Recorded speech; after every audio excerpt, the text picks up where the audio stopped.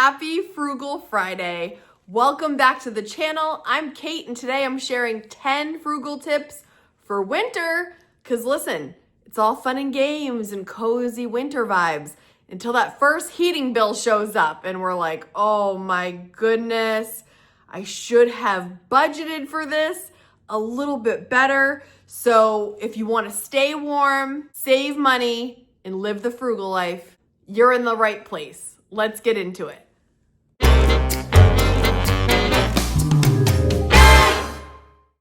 Frugal tip number 1, layer like a legend. Before you crank that heat up, put on a sweater or a hoodie. Layering is your first line of defense. Thermal tops, fuzzy socks, flannel shirts. Make it a cozy fashion statement. And bonus, you'll look adorable while saving money on that heating bill. Number 2, warm yourself, not the whole house. If you are home alone, don't heat every room like you're running a spa.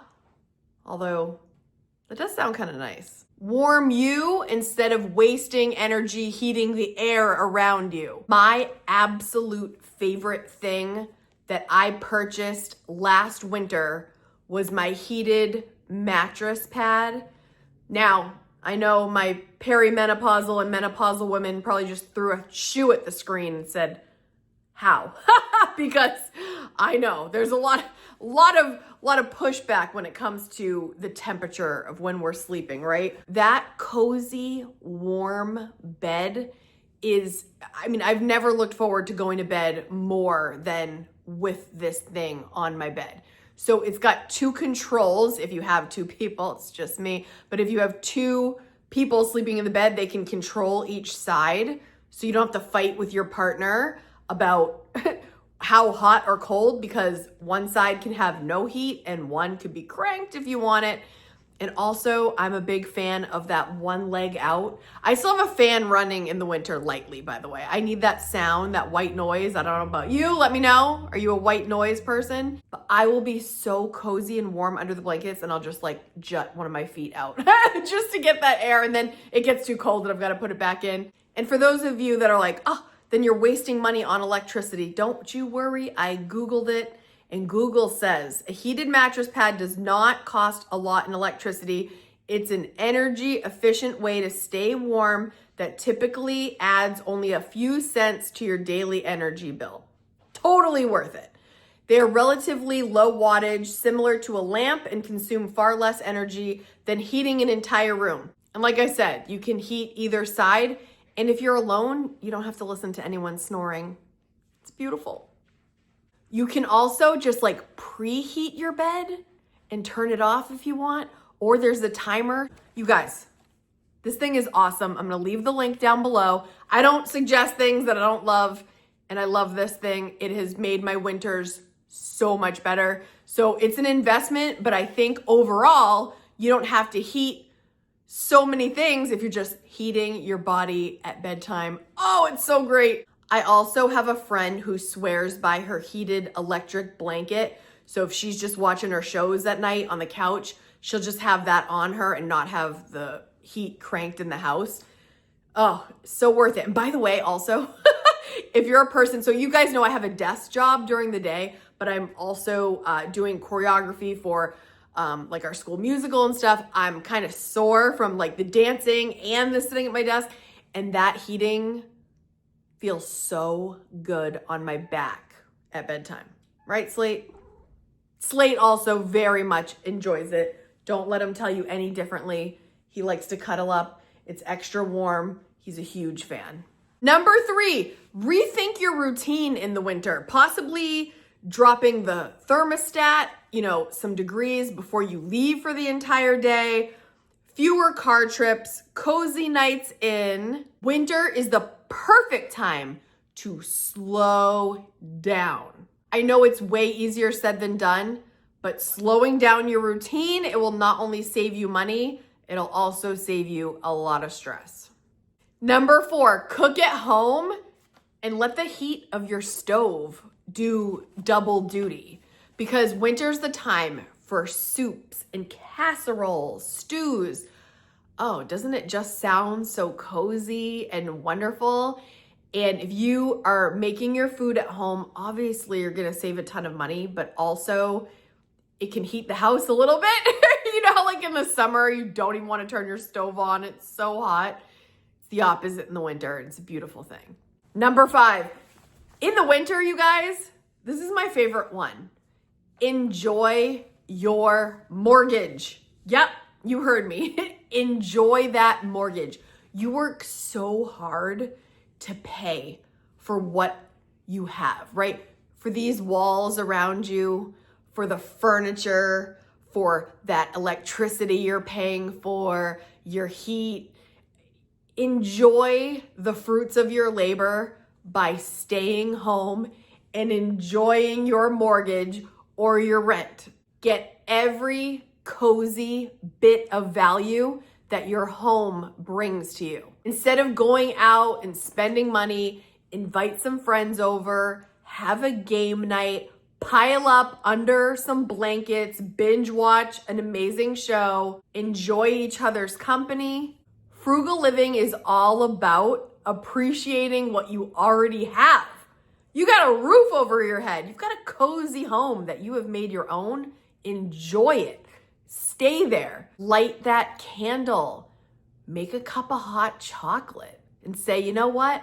I love my mortgage. If you've made it this far into the video, type in the comments, let's save. And in the spirit of saving more, let's keep going. Number 6, rearrange your furniture for warmth. I think some people forget about this, but make sure your couch or your bed isn't blocking any vents or radiators. You want to let that air circulate, right? Let that heat circulate freely. So sometimes just shifting your furniture around can really change the temperature of the room when you didn't realize you were blocking it. Let it flow, let it go. You're gonna feel warmer, and sometimes you don't even have to touch the thermostat. Tip number 7, use your curtains like a pro. To be very honest, this is like my favorite thing in the morning. I've talked to you guys about opening up the house and closing down the house at night, if you've been watching me for a while. And one of my favorite things to do is to open the house and shut it down. To be honest, I love both parts of the day. But in the morning, I have these bay windows and I open up these pretty heavy curtains here, right? And we let the sun come in to warm the house for free, right? So we open up make sure you do it. Some people, you're in a hurry in the morning, you're not thinking about it.